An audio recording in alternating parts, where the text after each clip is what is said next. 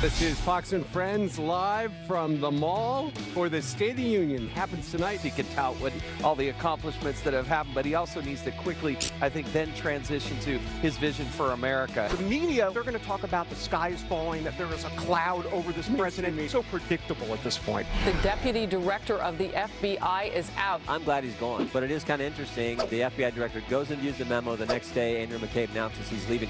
This morning, the American people are one step closer to learning what's inside that bombshell FISA abuse memo. They talk about the memo. They're talking about the mechanics on how the Obama administration circumvented the law to spy on Trump. What keeps Nancy Pelosi up at night? The tax bill is really the dark cloud that hangs over. I just sent her another shipment of vitamins. I want her to be the leader of the Democratic Party and not the speaker for as long as she can. It was wasn't weird. it? Right. All right, that group is Journey. We took a journey to D.C., not to the State of the Union, but to see Tucker Carlson. Tucker, how are you? Yeah, let's bring in Tucker. Are you liking D.C.? We miss you in New York. I love it here. Well, you know why we don't see a lot of Tucker anymore? Look at all the demands we have to meet before he comes on our show. That's my contract rider right there. It's unbelievable. It is. It's intense. All right, start on page one. Start on page one. Tucker, what do you want us to talk about? Let's see. You only want us to talk to Ainsley again. Yes. As usual. I'm sorry. That was my agent put that in there. It doesn't reflect my desires. Okay. All right. So, Tucker, Well, it should. yesterday, the House Intel Committee, I think 6:30, 7 o'clock, voted, okay, we're going to release that 4-page Republican-led FISA abuse memo we've heard so much about. That's right. The Democrats wrote their own 10-page rebuttal. Nobody's apparently going to see that in the public. But now it goes to the president, who could release it later today. Right. The expectation is that it will come out at the beginning of next week. That could change, but according to people we talked to yesterday, it is likely to be read into the congressional record on Monday. We could see it earlier. What's so interesting is when it does come out, that'll be the first time that most Democrats in the House see it. So for all the complaining about it, every member of the House, elected member, can read that memo. As of yesterday afternoon, a dozen Democrats outside the Intel Committee had bothered to trek over to read it. Why don't they want to know? 190 Republicans. I don't know how you can criticize a memo as illegitimate, say its release jeopardizes national security, and not read it. But they haven't. And I don't know what the answer is. We can't get a Democrat on my show to explain that. Well, here is Adam Schiff, who is the ranking member on the Intelligence Committee. He has always the constant look of concern. Here's an example. It is a sad day indeed when that is also true of our own committee, because today this committee voted to put the president's personal interest, perhaps their own political interest, above the national interest, in denying themselves even the ability to hear from the department and the FBI. And that is, I think, a deeply regrettable state of affairs.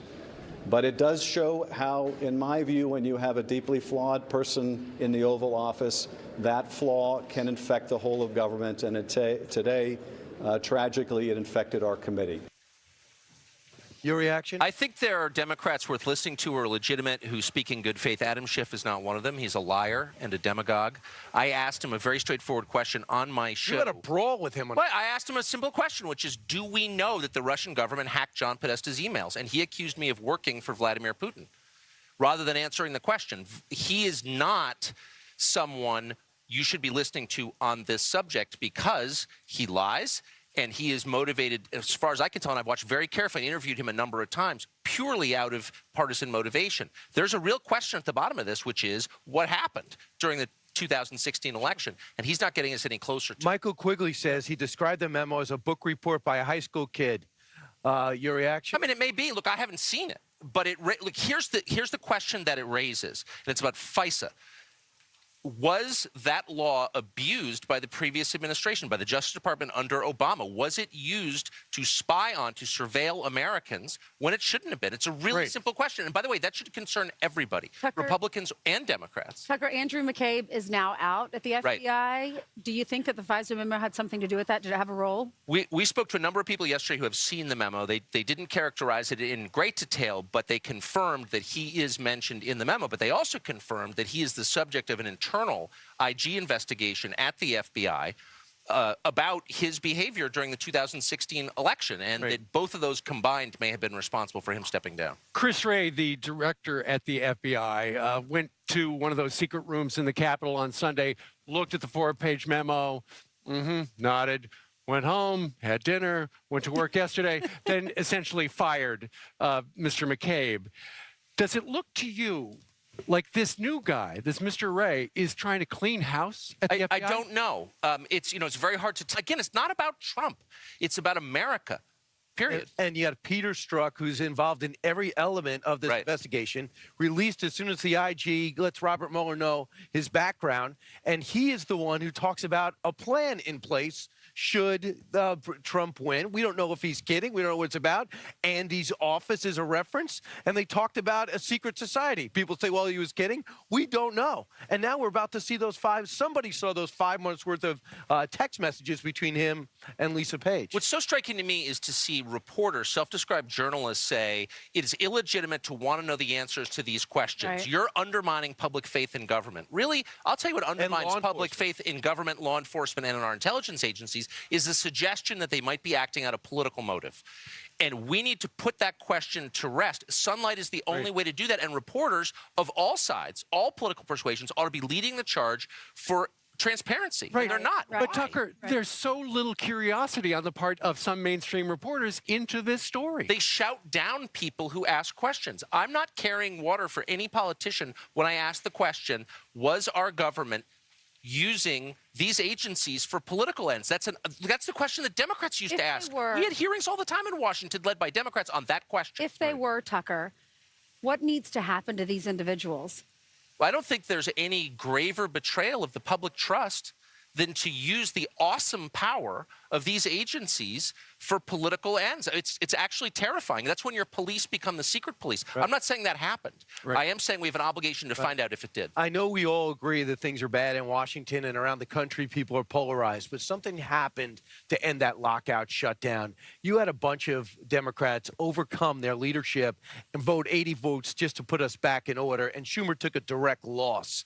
Now there's a sense the president's going to give his address tonight on unity and bipartisanship because he can't pass anything without it. Am I naive in saying that maybe we turned a corner a week ago and that maybe the president can continue to turn that corner tonight? It's a matter of priorities. A survey came out this morning that showed only 39% of Americans could come up with $1,000 on a day's notice, okay? There are a lot of people living very close to the bone. In that environment, the Democratic Party says our number one priority is protecting people here illegally.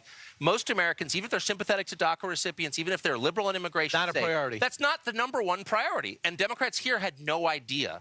They learned it, and I think that will define the conversation. And what do you think is going to happen tonight? What's the president going to say I think tonight? the president, look, the beauty of... What do you hope he says? He talks all the time. We know what he thinks about a lot of things. The beauty of this speech is it's scripted, so we get a sense of the institutional priorities of the White House. And I think immigration is the key thing to watch tonight. What do they really want? We'll find out tonight. What's your take on immigration? Do you think that, I mean, there are 800,000 DACA recipients, but the immigration number is 1.8, allow them to stay, get citizenship in return for the $25 billion for the wall. What do you think will happen? Look, it's really clear that all presidents succeed or fail based on did they live up to what they ran on? You made these promises. Did you keep them? This president ran against amnesty, for border security, for a wall, for getting control of our immigration system. That's why he got elected president. So if he does that, he wins. If he doesn't, he fails. I would just say really quick, if you give citizenship to not just the people who were brought here as children, but to the people who brought them here, what message does that send? How does that prevent future waves? Parents can't be on the table. It's okay. I don't see how they can be. So the president and the White House put out the 4 pillars of what they would want to do with the immigration. And, you know, they're asking for a lot. $1.8 million, as Ainsley mentioned, $25 billion for the wall. Essentially, though, that's Donald Trump's opening bid. He's negotiating with the Democrats. His advisors feel like as long as the American people see that he's open to a compromise, he's the winner. That may be true. I mean, I think what matters is the end. Look, what I'm so struck by is Democrats from day one have said, we want to help these kids who are brought here against their will. They had nothing to do with it. They came here as children. They're stuck between countries. Everyone gets that. And the president agrees. And the president said, fine, we're going to give them, we're going to put them to the head of the line in front of all those people waiting to get here legally. We're going to give them amnesty. And Democrats said, white supremacy. That's racism. Huh? Make America white again. So if you get what you asked for, and you call it white supremacy, maybe you didn't really want that in the first place. Maybe it's about something else. Maybe you're not negotiating in good faith. But this is their big issue. They're supposed to be working for the Dreamers, and yet it looks like they're not. Look, They ignored the middle class. The middle class elected Donald Trump. Right. That's the bottom line. They've given up on the middle class. They're not interested in speaking to middle class issues, and instead they want to import brand new voters to change the mix going forward. I have a question for you. Your show is very unique. You're willing to take on people who disagree with you every night. I want to. What went into that decision? I just by temperament, I have no interest in getting mad at people or crushing people. I just want to hear what the other side says. There's a lot going on the other side. We never hear about it because all the focus is on Trump. But how is the other side, the people I live around, how are they responding? I want to talk to them. I want to hear it. I think our viewers should see it. I think it's important. But you argue a lot, and you're nice by nature. But I'm not mad when I argue. I just want to ask simple questions and get straightforward answers. How do you convince them to go on? I mean, I'm in my kitchen the other day, Tucker Carlson interviews a witch. And I feel like witches have a right to talk too. I was like, I gotta watch the witch that. community has a voice, and it will be heard on my show. Congratulations for targeting that. You're so jealous. All right, format. Tucker, thank you very much for Thank coming you up guys. on the roof. It's great I'm to jealous see you. that Brian gets to sit next to you, Tucker. Right. Oh, you know what? Switching It's places. unbelievable. We love having you on the Thank set. you, Wayne. I think it's okay. All right. All right, Hollywood elites. It's not that great. Hollywood elites not waiting for tonight. They held their own People's State of the Union. The one silver lining in Trump is that we have created the mother of all movements. We have come together. Hair. White House Press Secretary Sarah Sanders is here to react live. And Corey Lewandowski is going to be joining us, and David Bossie. Together, they wrote the book on Trump being Trump. What do they expect tonight? Well, I expect they'll be wearing coats. They're coming in. They're next on Fox and Friends, How's it live going? from the roof. We can't have one without the other anymore. I love it.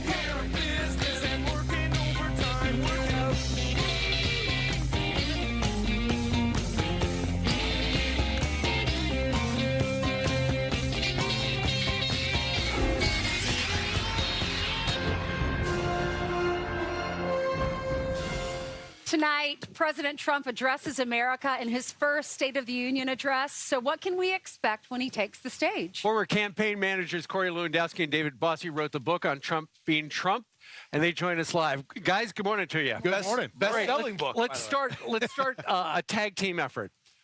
The president's obviously going to take a victory lap. What were his top 3 accomplishments this year? Number 3 was Neil Gorsuch. Number 2, national security, and safe for home and abroad. And number 1, the economy. Tax reform. Not much of a tag team. David did all the talking. First time he's done all the work. I wrote the book. Okay? First time he's done all the work, believe me. Oh, wow. Wait a second. What do you have to say about that? Because you brought him on, right? Didn't you? That's why we make a pretty good team. It's okay. We're all good. Well, remember the president addressed the joint session of Congress a year ago, and there was controversy swirling around Russia. Here we are the next year, and we're talking about Russia. I know that's not going to be in the speech tonight, but for the president, in reading Howie Kurtz's book, he's come a long way in a year in solidifying the staff and getting things going. Can you describe the differences from the outside in, from when it started and from where he is? You have to remember, when he came to Washington just over a year ago, he'd never been in the city before. Most of the team had been brand new. When you look at the top 8 or 10 people who came to the administration, they had never worked in the government. I think of Jared Kushner and, the senior guys, Steve Bannon, Kellyanne Conway, never worked inside a government office before, so there's some growing pains there. 6 months in, he makes a change with Reince Priebus to John Kelly, and now you see a process and a procedure in place that is very strict, very stringent, very clear of the way things are going to operate. That's how the White House is operating now, and that's why they're moving in a different direction. And I think on top of that, you see a president, as every president has before him, grow and learn in the job of what it is to be president. And I think you're seeing that more and more every day. Corey, your famous phrase is "Let Trump be Trump." That's the name of the book. Do you think that, you'll hear some naysayers that say, I support him, and if you look at my paycheck, clearly tax reform's helping me and he's doing a lot for my family, but I will hear from some people say he needs to be more presidential and not tweet the way he does, but yet if he stops doing that, he's not going to be himself. Look, I love when the president tweets. It is an insight into what he's thinking about at the time. He's authentic. He's genuine. I think that's what the American people fell in love with. Name calling. You know what I love? I love that we have a president who's willing to tell people the truth, and we don't have time for political correctness. So he gets by that by going directly to the people. Now, look, I think some of the staff don't like it too much. They don't try, They can't control him, but he is someone who can go directly to the people and get a message out. Real quickly, what will tomorrow's headline be about the State of the Union tonight? I think it's going to be prosperity for all, that he is trying through his tax reform and tax cuts, his plan for America, that all Americans are going to benefit from it, not just some, but all Americans. And I think we're seeing it from Walmart employees going from $9 to $11, from all of the companies across America giving their bonuses and increasing paychecks across America. Right. And just so you know, there's always seemed to be something on the outside that trips up the president when he gets on a roll from the inside. So I just wonder what external. I don't think they would agree with that. Look, let's release the memo, and then we'll talk about that. How's that? That's what we've been waiting on. Let's see the memo. Let's wait a few days if you're the president, though, on the memo, Look, right? Tonight's going to be a big night for the president. It's about the economy. It's about how great we're doing. That's what's going to be important. And there's a tonight. 5-day process that went into place yesterday. I think we're going to be talking about that early next week. Corey, David, thank you very much. Thank you so much. Thank you. Thank you. All right, coming up, you have seen her do the weather in our New York studio. Now Janice Dean is getting the temperature on our D.C. bureau. She takes us on a tour of Washington next.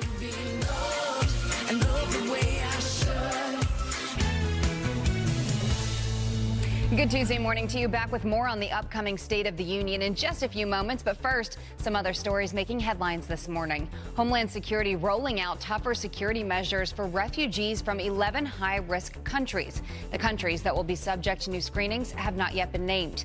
The changes follow a 90-day review of those countries to ensure the refugees do not pose a threat to the U.S. And how about this one? Oops. The House making a major typo on tonight's State of the Union invitations. You see that? The word union is spelled as unium. I don't even know what that means. The Sergeant at Arms office who printed the tickets says they are making new ones.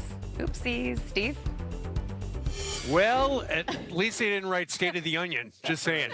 Meanwhile, as you can see, we brought Uncle Sam, Janice Dean, to Washington, D.C. And, man, you really tore up the town yesterday. I was so excited. I got to visit my friends not only at the D.C. Bureau, but at the State Department. Right. And I got to go to the White House. Are you ready? Are you ready to see Janice Dean on the scene? Take a look. We are here in D.C. Fox and Friends decided to take Janice Dean to D.C. So know what we're going to do first? We're going to go to the D.C. Bureau, knock on some doors, and see who's home. Come with me. First stop, my bestie Shannon Bream. Hey, how are you?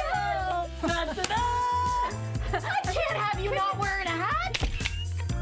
I want to show you my studio. I hear you can make it a dance studio. Yes. The show is over. We turned the studio literally into a dance party. Welcome to our Friday night dance party.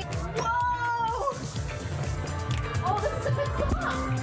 Woo! There is always something there to remind me. It's Brett Baer here. Hey, Brett. Janice is here for you. Brett, why are you so tall?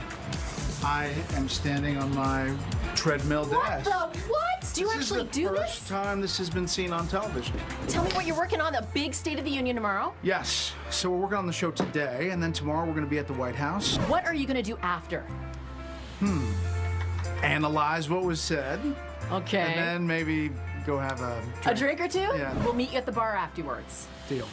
Griff. Yeah, Griff! Hi! You're on camera! This is an ambush here. Well, didn't they tell you? I'm here to take over D.C. This is like Mr. Smith goes to Washington. Yes. But instead, Janice Dean goes to Washington.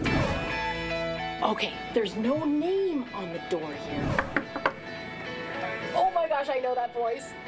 It's... Oh my gosh, Janice Dean, ladies and gentlemen. Mrs. America.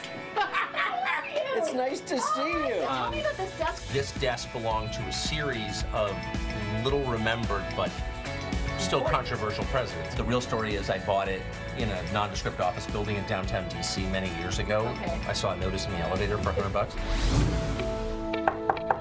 Come on in. Good to see you. It's nice to see you. Welcome. I love it. This is so official. Is this the book right here? Yeah, Are you working on the yeah, book? yeah. So every time we see you at the State Department in the Yeah. briefing room, Well, you bring I can't this. show you what's in the Oh, book. but okay, okay. I can tell you what's in the book. Everything from Afghanistan to Nagorno-Karabakh. You name it. We've got it in there. It's all our U.S. foreign policy. It's such an honor to serve my country, and the people I work with are incredible. Now, so can we- I miss you guys, but We take this big book, and can you show us the press briefing room? Yeah. I wanted to come in here and see you in action, but unfortunately, they're doing some work in here. That's right. They are updating our lighting. Maybe it'll be as good as TV lighting now. Immigration, but also national security will play a huge role. Oh, are you doing a live shot? JD. Oh my gosh! Hi, John Roberts. How are you? This is your office? I love the hat. Yes, Thank this you. is my office here. The illusion that all you see is the White House behind us. You don't see the rest of this stuff. So I know. The magic and tone. I love it. Oh my gosh, we made it to the White House. This is Sarah Sanders' office. Let's talk. I love your office. Thank you. I love the artwork from your kids. Do you think it helps that you're a mom when you do these briefings? I think so. I mean, especially having really young kids, I'm used to answering the same questions over and over again. I have a lot of patience. Did you see your career going this way? No, not exactly. No? So, if you had asked me a year ago, this is probably not what I would have listed on the scope of possibilities, but I love it. What tips would you give me if I wanted to become a, press secretary? That's a good question. I mean, I think you got a pretty good gig where you are. Yeah. So I can point to you things. seem to be doing a really good job and really enjoy it, most importantly. I do. I'm not going to lie, though, being up there, I mean, there's something about being there. That Yeah, I think if you can deliver 80-degree weather here tomorrow, everybody would be happy to take you over me. Here I am. Check. Is this thing on? Check 1, 2, check. We should have showed people in the audience because they were just like, who is that weird lady up there? Hello? Did Jim Acosta ask you There was anything? an audience in there, but they were just like, Was Jim "We're-" Acosta there from CNN? We did see him. Okay. Kind of waved, and he actually said afterwards, he's like, nice outfit. There you go. I could sell this to you. And by the way, thanks for the 80-degree weather. I know. I'm sorry. Sarah Sanders is coming up. She said to me, could you deliver 80 degrees and sunshine? I was like, I'll try. And of course, it was snowing this morning. It's 35. Colder since we've been out here? Yes, it has. Again, I am not in charge of the weather, but All right. I'll see what I can do next time. Thank you for having me. Thanks to everybody. Great outfit. At the DC Bureau. Here I am. All right. She is. And I'm Miss gonna go- America. and I want to borrow Brett's treadmill. Oh, that's right. Brett's Yeah. treadmill. All right. Good job, Janice. Meanwhile, look who's next. White House Press Secretary Sarah Sanders, as was promised, she'd show up, and she delivered. See if she can handle our questions next.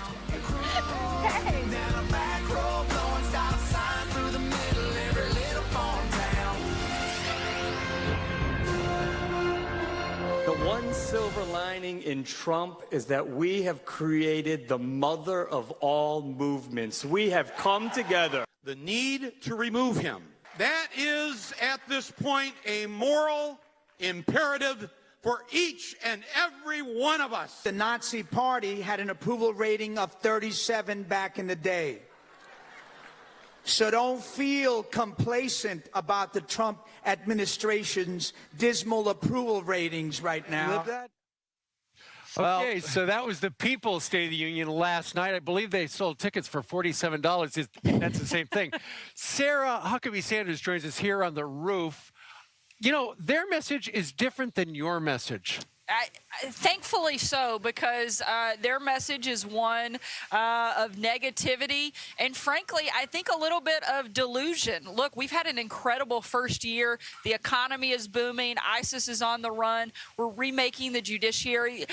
This has been a historic year by any way you look at it, and I think most Americans look at it by the economy, and there is no denying that the economy is certainly better under this president than it has been under the previous previous administration. We're really excited about talking about our successes of the first year, but even more so what we are going to accomplish over the next 7 years and how much better things are going to be after 8 years of President Trump, as we've seen just in this first year. Does it bother the president? Because a lot of these celebrities are people the president's known for his life. You know, he's been in the limelight since really he was in his 30s. Does it bother the president when he finds out a group of celebrities are down the block ripping him? Look, I think if Americans cared what celebrities thought, then Hillary Clinton would be president, but they clearly don't. She brought out every A-list, B-list, and C-list celebrity she could find to help her build crowds, and it didn't matter. Americans wanted somebody to come in and shake up and change Washington, and that's exactly what President Trump did, and that's exactly why he's been an incredible president and why we've had such a successful first year. I almost feel like I was watching the Grammys, and I almost feel I was one of the few people, I guess, that watched it because the ratings were down.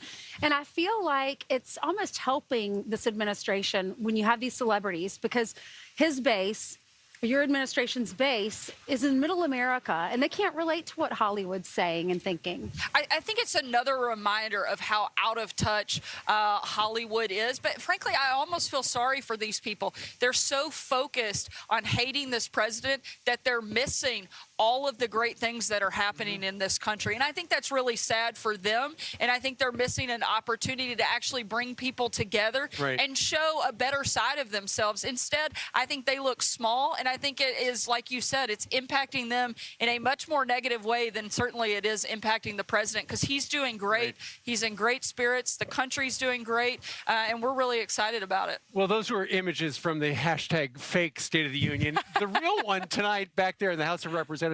What's going to be the headline tomorrow morning? I just asked Corey and David that question, but what will people be talking about what the president says tonight? Look, I think you're going to see the heart of the president tonight. I think you're going to hear a very optimistic What do you message. mean the heart? Look, you don't often, the president, when he makes big addresses, he's yet to have a big moment that hasn't gone well. This is a person who rises to the occasion. I think you're going to see a lot of that tonight. Again, he has a great story to tell.